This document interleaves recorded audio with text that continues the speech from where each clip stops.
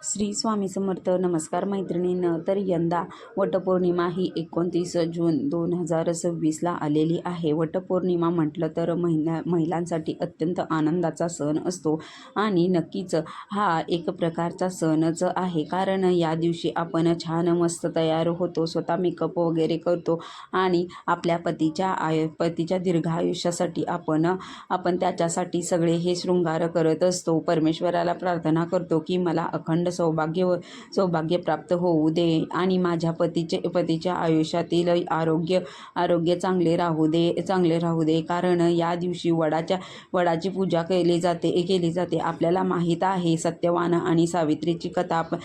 सत्यवानाचे प्राण याच झाडाखाली म्हणजेच वडाच्या झाडाखालीच त्याचे प्राण परत आणले होते. ही अतिशय सुंदर कथा आहे आणि प्रत्येक स्त्रीला आयुष्यात हेच हवे की आपले अखंड सौभाग्य प्राप्ती आणि नक्कीच यंदा आपल्याला वटपौर्णिमा ही छान आध्यात्मिक दृष्टीने चांगली साजरी करायची आहे. आता या वटपौर्णिमेचा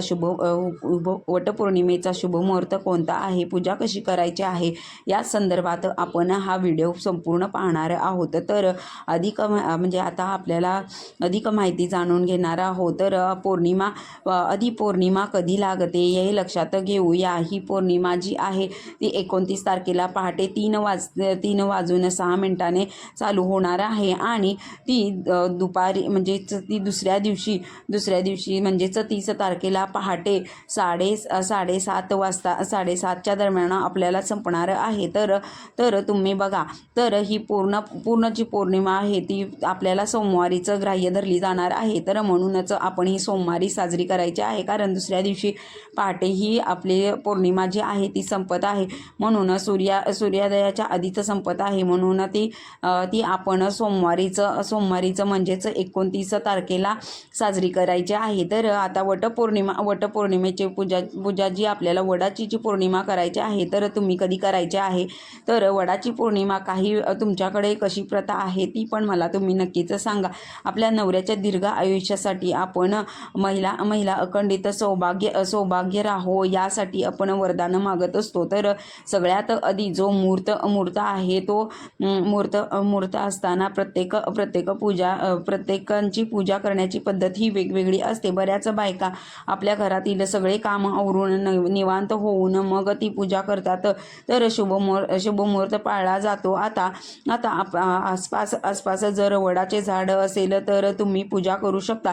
तर नवीन जर वडाचे झाड तुम्हाला लावायचे असले तरी सुद्धा चालेल, पण त्याचीही पूजा तुम्ही करू शकता. एखाद्या मंदिरात जाऊन तुम्ही पूजा करू शकता. तिथे गुरुजी वगैरे असतात, तर त्यांच्याकडून आपण विधिवत पूजा मांडणी वगैरे पूजा करून घेऊ शकता. जर तुमच्या घराशेजारी जर मंदिर असेल तर तुम्ही नक्कीच जाऊन तेथे पूजा करू शकता. तर आपल्याला शुभ मुहूर्त जो आहे तो आपल्याला सकाळी हा जो मुहूर्त आहे पहाटे 6 वाजल्यापासून तो दुपारी 12 वाजेपर्यंत असणार आहे.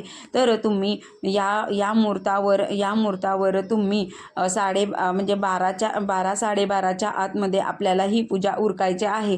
कारण त्यानंतर त्या प्रामाणिकपणे सगळ्यांनी शुभ वेळ जे आहे, शुभ मुहूर्त आहे, त्यावेळेला योग्य पद्धतीने आपण नक्कीच पूजा करायची आहे. तर मुहूर्त पाळावा की ते सोडावा म्हणजेच ते तुमच्यावर आहे.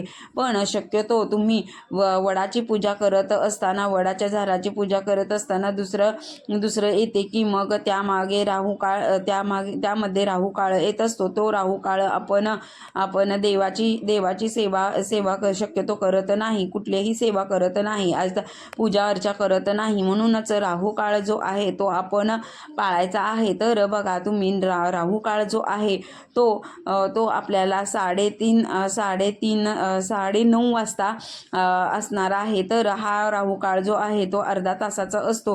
तर तुम्ही हा म्हणजे 9:30 वाजल्यापासून ते तुम्ही तिथून दीड तास राहू काल असतो. म्हणून शक्यतो तुम्ही या काळात तुम्ही पूजा करायची नसते. तर तुम्हाला ती पूजा नाही करायची, अजिबात नाही करायची. कारण तुम्ही जर ह्या काळात पूजा केली तर तुमचे हे जे काही आपल्याला जे फळ मिळणार आहे ते फळ मिळत नाही. म्हणून राहू काळामध्ये आपण शक्यतो आपण बघा, तुम्ही दुर्गा सप्तशतीचे पाठ करत असाल किंवा स्वामीचरित्र वाचत असाल तर ते राहू काळाच्या दरम्यान आपण अजिबात करत नसतो. हे नियम आपण पाळत असतो. मग आपण जर ही शुभ कार्य आपण करत आहे तर ते कार्य आपण राहू काळ सोडून तुम्ही हे करू शकता. तर दुर्गा सप्तशती पाठ किंवा आपण कुठलेही अध्याय वगैरे पठण करत शुभ कार्य करत नाही. म्हणूनच आपण पूजा जी आहे ती धार्मिक पद्धतीने आपण राहू काळात करू नये. याप्रमाणेच आपण प्रत्येक जणी हा नियम पाळावा. घरात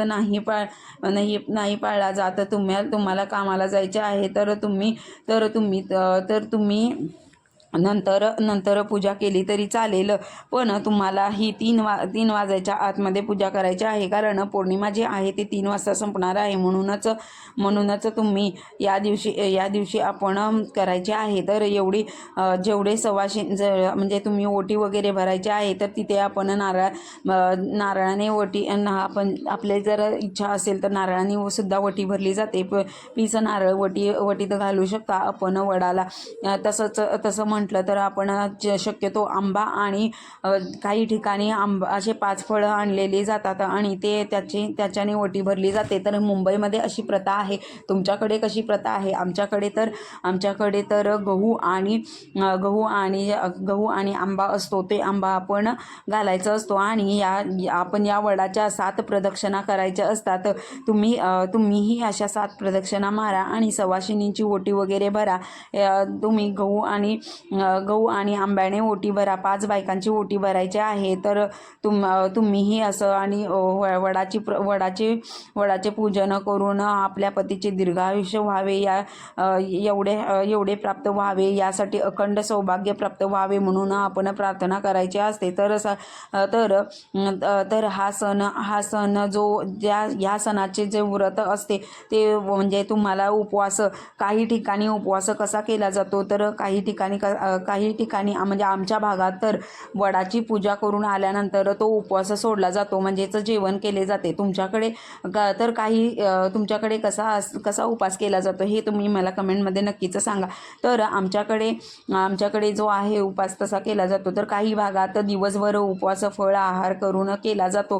तुमच्याकडे कसा केला जातो उपवास? तर बघा, हा उपवास तुम्ही करायचा आहे. तर लग्नानंतरच या बायका पूजा करत असतात. तर साड्या, तर बायकोसाठी काही नवरे तर आपल्या बायकोसाठी नवीन साड्या वगैरे आणतात, दागदागिने आणतात. असे काही वेगळे आवर्जून पाळण्याची पद्धत आहे. त्याचबरोबर वडाची पूजा जो उपवास आहे तो कसा करायचा गावामध्ये काही भागात वेगवेगळ्या पद्धती आहेत. तर तुमच्याकडे जशी पद्धत आहे तर तुम्ही तसा करू शकता.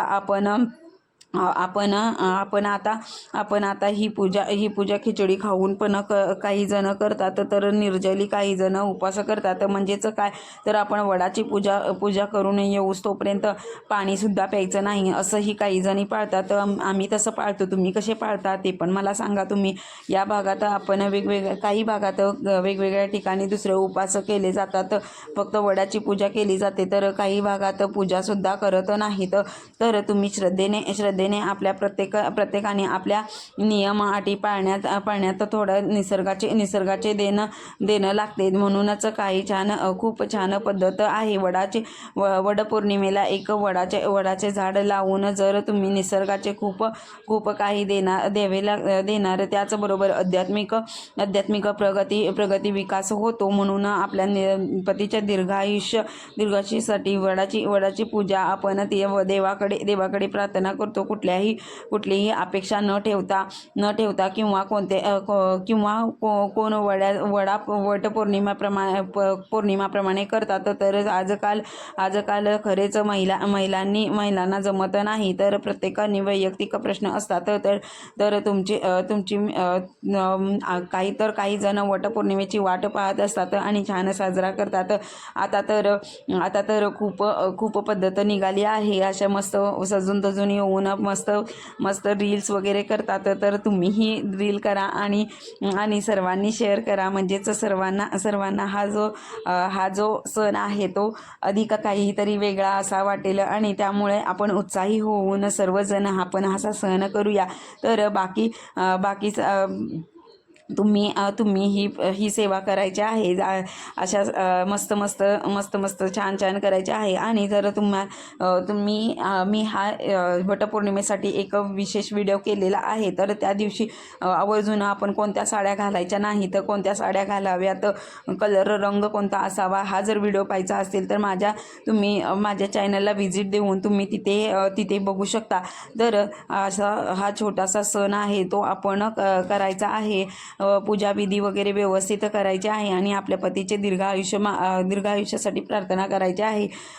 जी काही झालेली सेवा आहे ती महाराजांच्या चरणी अर्पण करून मी इथेच थांबते. आता व्हिडिओ जर आवडला असेल तर लाईक करा, शेअर करा, सबस्क्राईब करा, जेणेकरून नवनवीन